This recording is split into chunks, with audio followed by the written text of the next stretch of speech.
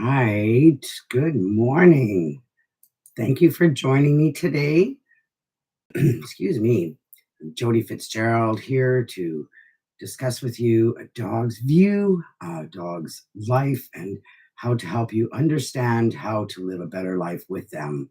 I am a licensed family dog mediator, and I'm a former nurse who is now works with dogs, and I just love helping people to help their dogs and to learn how to give their dogs the life that they want, so that they can have a great relationship together and their companionship and your best friend. Um, so today, I was really thinking about once again reactivity, and how fast paced our life is. Very noisy, very unpredictable for dogs. And don't forget that dogs are captive. Dogs are in our homes, in our lives. We choose where they live. We choose where we take them. We choose what they chew. We choose when they eat, when they go to the bathroom. We choose all sorts of things for them. They are really captive in our homes. And this is a world that they did not design. So living in this fast paced world is even harder for them than it is for us because they don't understand. And it's not surprising when we get these reactions of stress or fear or great big emotions about things that we get from dogs. So welfare is not just about food and shelter, it's total welfare. So not only do we need to look at the nutrition of our dogs, we need to look at our physical needs, our physical environment, our health and veterinary needs, but we also need to also look at their ability to express natural behaviors, and this will support their mental and emotional well-being. So that's how we help dogs thrive instead of just cope in the world. So self-regulation is something that I love talking about a lot. Let me see here. I pulled up something else. Let's see if I can get it to, because I just really wanted to explain a little more about what self-regulation is. It's something that many of us we're doing all that we all are doing some sort of self-regulation every day in life. So self-regulation is the ability to manage your emotions, one's emotions, thoughts, and behaviors to achieve goals and adapt to changing situations rather than feeling overwhelmed or by external or internal stressors. This is a learned skill that helps us focus, control impulses, and interact effectively with others. And it develops throughout our life. And it's the same with dogs. It develops throughout their life as they're maturing, as they're growing, and as they are interacting with the life that we are giving them. And so sometimes we don't understand when they start reacting, and they haven't learned.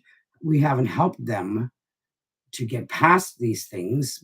It's interesting, things like genetics can turn on, and all of a sudden, something that didn't mean anything yesterday, like maybe to a border collie or even a terrier, something didn't mean something yesterday. Today, it's a really big deal. So something in their genetics often is waking up and telling them that something is important. Because don't forget, we have created these genetics. Humans have created these genetics in dogs. So we need to help them learn how to regulate in our environment. Self-regulate dogs are not born to self-regulate in the environment that we live. As that's what I'm saying. That's what's true. And they don't know how to regulate their emotions, and they need our guidance. Self-regulation means able to come back to calm after stress.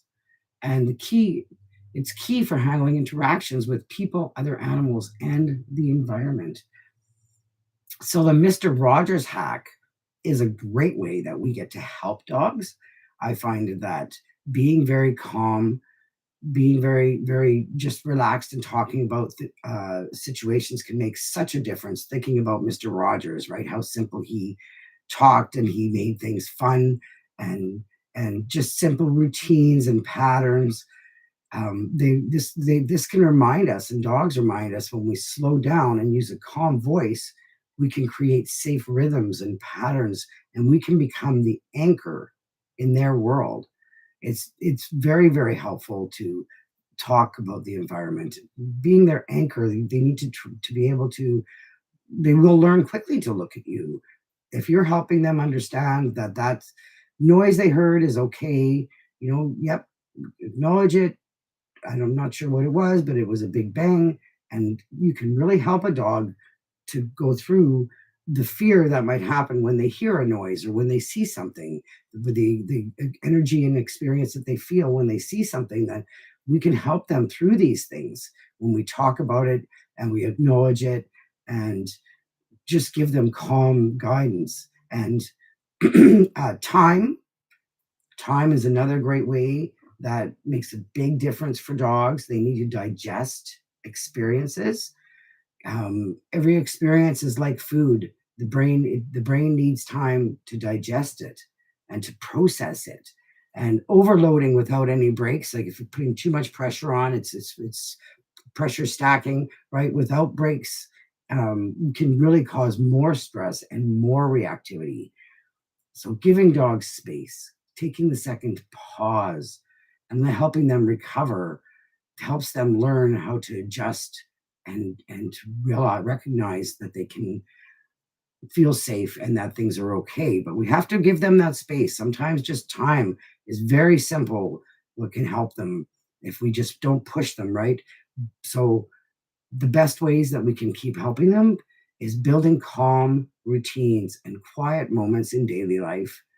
Let dogs um, observe a situation. Let them think about it. And let them digest it a bit before forcing interactions with things. If they're hesitating, give them that space. Let them wait. Don't force things on them.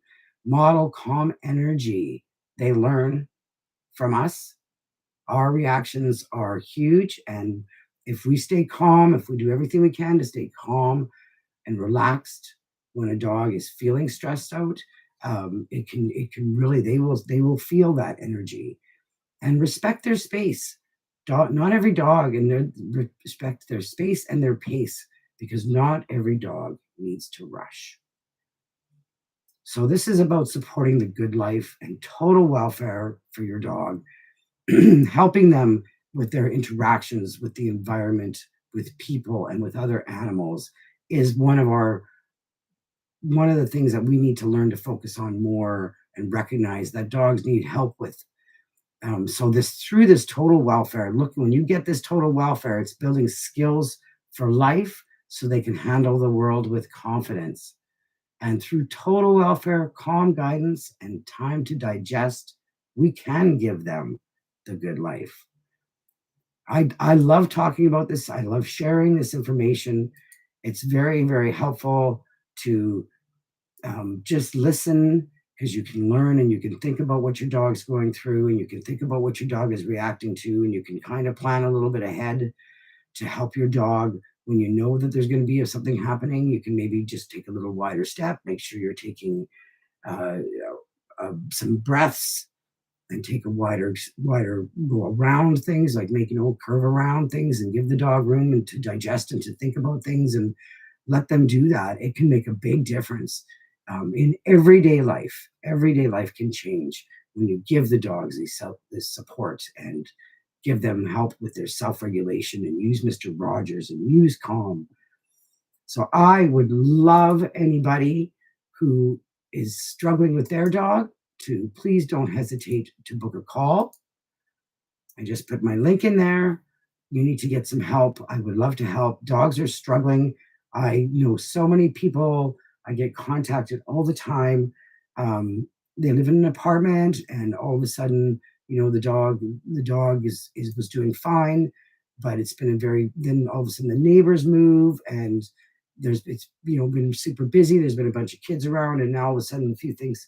There's suddenly the dog is being a little more reactive, and this is change. Anything can do that for a dog. So we have to help them through these changes, through these struggles in life, that we find it hard if we're stressed, if we're moving, we're working and we're moving. But if you had to move and you got to do this and that, you've got all these things on your list all the time. Dogs have stress too, and they feel your stress, and you need to slow down and take time with them to help digest the world and to recognize that everything is not always, things are going to get done, and it doesn't help your dog when you're running around stressed out. And if there's a lot of changes, it's really interesting how dogs notice it and can stress with it too. Change is hard for us, change is hard for dogs. So let's help them live better lives with us. Thank you for joining me. And please don't hesitate to book a call or refer me to anybody, because I am here to help virtually or in person. I want to help your dog and you live a better life together.